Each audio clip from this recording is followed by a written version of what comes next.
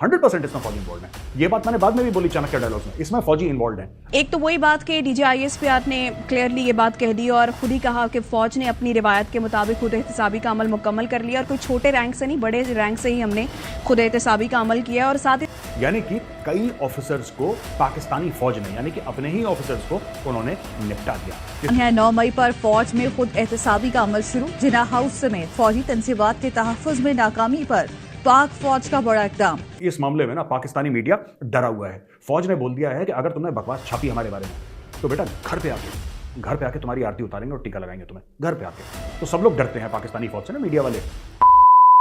नमस्कार दोस्तों, आपको पता ही है, मैंने आपको पहले भी बताया था 9 मई को जो पाकिस्तान में वहां की सेना पर अटैक हुए थे वो पाकिस्तान की आर्मी ने करवाया था। उसमें पाकिस्तानी आर्मी के जवान इन्वॉल्व थे। बताया ये जा रहा है पाकिस्तानी आर्मी ने कई जवानों को मार दिया है। मतलब पाकिस्तान की आर्मी में पाकिस्तान के लोग ही ऐसा कर रही है, क्योंकि पाकिस्तान की आर्मी के जो बड़े अधिकारी है सब पैसों पर मरते हैं। तो आप देखे गोराबारिया ने क्या बोला इस पर।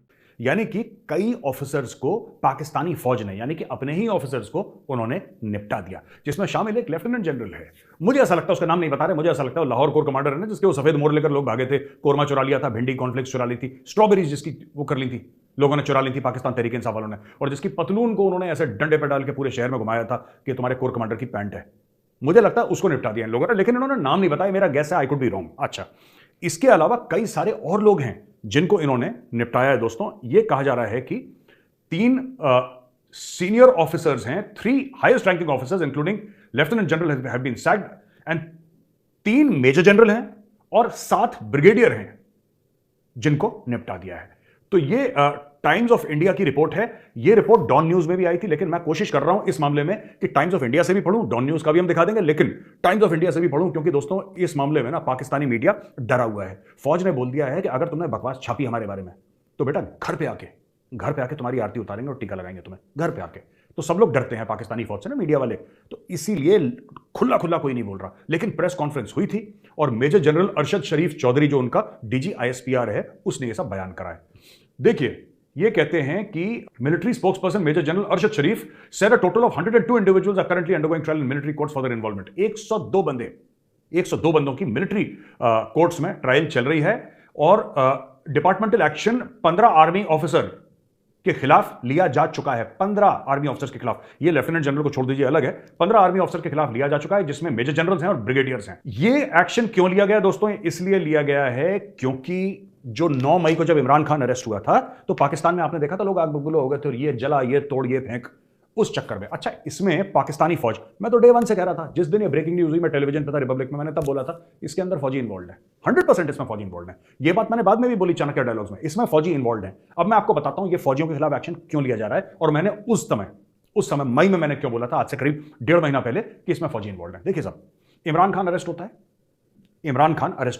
इमरान खान के अरेस्ट होने के बाद 1-2 घंटे के अंदर वायलेंस, यानी कि दंगा फसाद शुरू हो जाता है, राइट। वो जो दंगई हैं, वो जो बलवा करने आए हैं, वो किसी दुकान को आग नहीं लगाते, ठीक है दोस्तों, वो किसी की कार नहीं जलाते, वो कुछ फसाद नहीं करते, वो डायरेक्टली फौज को हिट करते हैं। यानी कि कोई ना कोई टारगेट आइडेंटिफाई कर रहा होगा। आप समझिए मैं क्या बोल रहा हूं दोस्तों। कोई ना कोई ये बता रहा होगा ना कि यहां पे ठोको इसको, तो भीड़ वहां पे गई, उसको ठोक दिया। अच्छा, अब तुम लोग आओ, अब इसको ठोक। उन्होंने स्ट्रेटेजिक रिजर्व्स बना के रखे थे।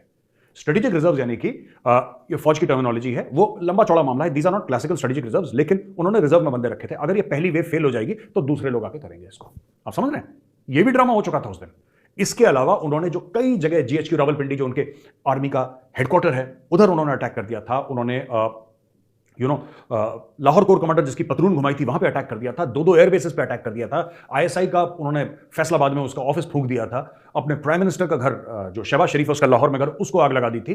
कई सारी चीजें करी, लेकिन आप देखेंगे 90% ऑफ द टारगेट्स, छोड़ के शहबाज शरीफ का घर और पंजाब के गवर्नर का घर, 90% ऑफ द टारगेट्स वर फौजी, और वो दोनों भी पॉलिटिकल टारगेट्स थे। यानी कि ये कोई ऐसी भीड़ नहीं थी, ये कोई ऐसी जिसको कहते हैं जुनूनी भीड़ नहीं थी, जो जैसे अब भीड़ होती है ना जब प्रोटेस्ट होता है, फिर आप किसी को रोक नहीं सकते। अगर किसी के हाथ में डंडा है, किसी के हाथ में हथियार है, ठीक है, कट्टा शट्टा है, किसी के पास राइफल है, किसी के पास 12 बोर है, किसी के पास पिस्टल है, रिवॉल्वर है, आप उन लोगों को रोक नहीं सकते, क्योंकि भीड़ आउट ऑफ कंट्रोल होती है।